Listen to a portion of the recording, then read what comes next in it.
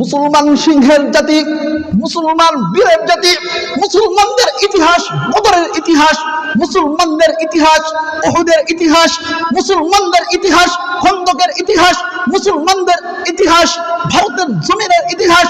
মুসলমান কখনো বাতিলের সামনে মাথা নত করতে পারে না। মুসলমান জীবন দিতে জানে, মুসলমান জীবন দিতে জানে কিন্তু ঈমান দিতে জানে না। মুসলমান জীবন দিতে জানে কিন্তু মাথা নত করতে পারে না।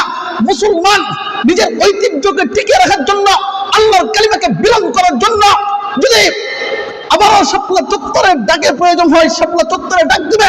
আবার যদি এই বিশ্বের বুকে উহুদের প্রান্তর কায়েম করতে হয়, কায়েম করবে। আবার যদি বদরের প্রান্তর কায়েম করতে হয়, কায়েম করবে।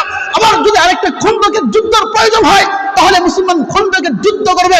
তারপরেও আল্লাহর জমিনে আল্লাহর দ্বীনকে বুলন্দিত করার জন্য, আল্লাহর কালিমাকে, রাসূলুল্লাহ সাল্লাল্লাহু আলাইহি ওয়াসাল্লামের বাণীকে এই বিশ্বের বুকে প্রতিষ্ঠা করার জন্য, ইসলামকে প্রতিষ্ঠা করার জন্য মুসলমান সব কিছু করতে প্রস্তুত।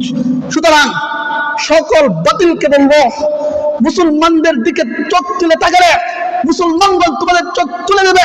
মুসলমানদের দিকে যদি তোমরা আরেকবার আঙ্গুল দেখো, তোমাদের আঙ্গুল ভেঙে ফেলা হবে।